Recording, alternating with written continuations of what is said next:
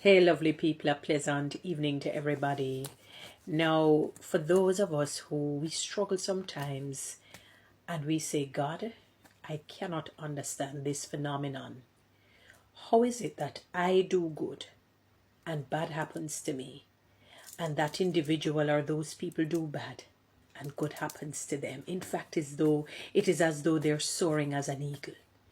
It is quite confusing. It is as though the evil is being rewarded for good and the good is being rewarded for evil. But I want to read something for you, or to you rather, that will give you some perspective and will bring your heart at ease. All right, I want you to listen to Psalm 73, and I'm reading the Good News translation. And it says, God is indeed good to Israel.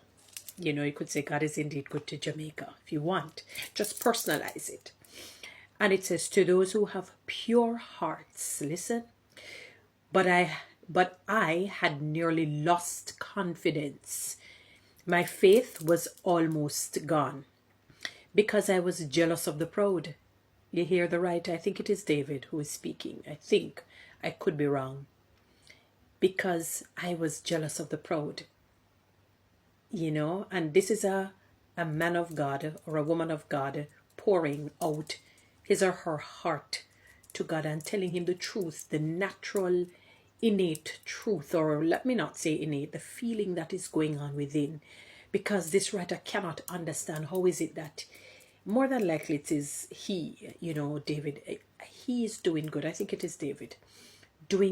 He's doing good, bad is happening, and people who are doing bad, good is happening to them. It's just not adding up. So he said, because I was jealous of the proud, when I saw that things go well for the wicked, mighty God, they do not suffer pain. Have you ever noticed the people who do wicked is as though they're just soaring and soaring and soaring? And you're going through difficulty after difficulty, and you start to question yourself. You say, I know I've not lost my mind.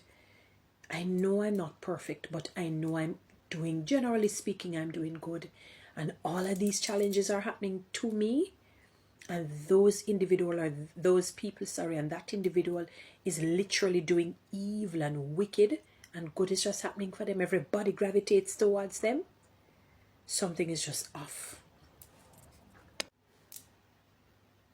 When I saw that things go well for the wicked, they do not suffer pain. They are strong and healthy. They do not suffer as other people do. They do not have the troubles that others have. So they're just doing well financially and socially and all the alleys that you can think about. And so they wear pride like a necklace and violence like a robe. Mighty God. Their hearts pour out evil. I mean, literally, it's like a metamorphosis. As you look at them, whether they're good looking or not, you can see evil oozing out of them. Their hearts pour out evil, and their minds are busy with wicked schemes. So they're planning the next wicked act. They laugh at other people, and it's usually at other people's demise, or if they feel something is wrong with the individual physically, socially, or otherwise, whatever may be wrong. So it's to the demise of somebody. They laugh at other people and speak of evil things. They are proud and make plans to oppress others. So they're planning in their minds what they're going to do, the evil and the wicked that they're going to do to people. They speak evil of God in heaven. They do. Yes, they do. And give arrogant orders to everyone on earth. Mighty God, one of the worst people to come across, the worst set of people to come across are arrogant, proud, scornful, narcissistic people.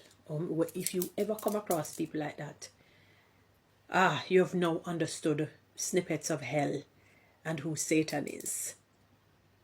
So that even God's people turn to them and eagerly believe whatever they say. I have seen that. I've seen so-called God's people being manipulated, because it's manipulation, by these people. You wonder to yourself, have they no gift of discernment, no intuition?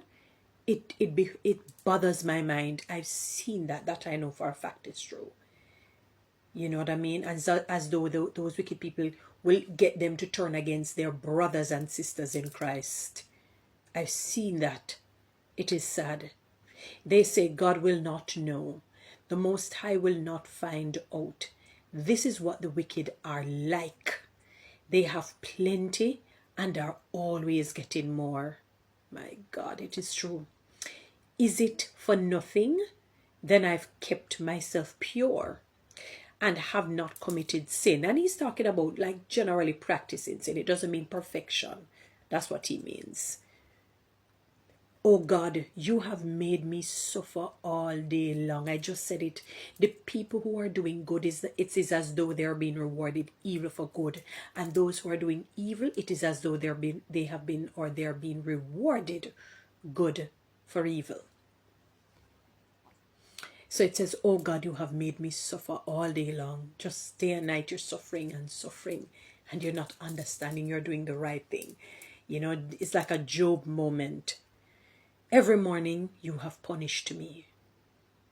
If I had said such things, I would not be acting as one of your people. I tried to think this problem through, but it was too difficult for me. And I want you to listen here, my wonderful people. It says, until I went into your temple. So until I went into that sacred space with you. It doesn't necessarily mean like a church building or so, but until I just started to really get into your space, Lord.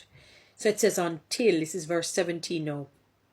Until I went into your temple, then I understood what will happen to the wicked.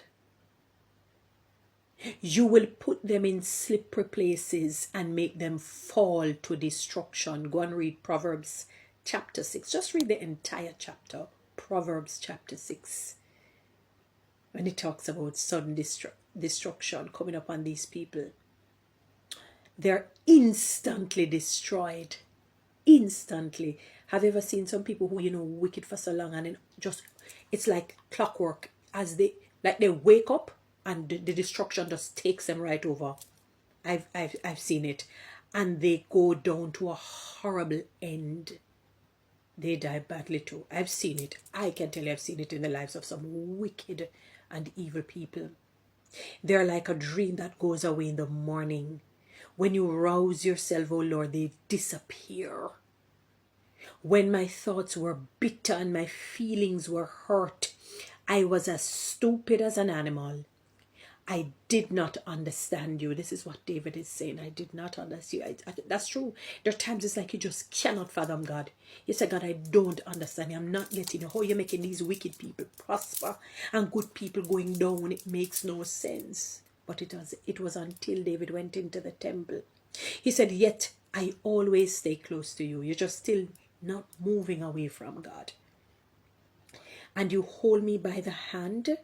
You guide me with your instruction, and at the end you will receive me with honor. What else do I have in heaven but you? Since I have you, what else could I want on earth? My mind and my body may grow weak, but God is my strength. He's all I ever need.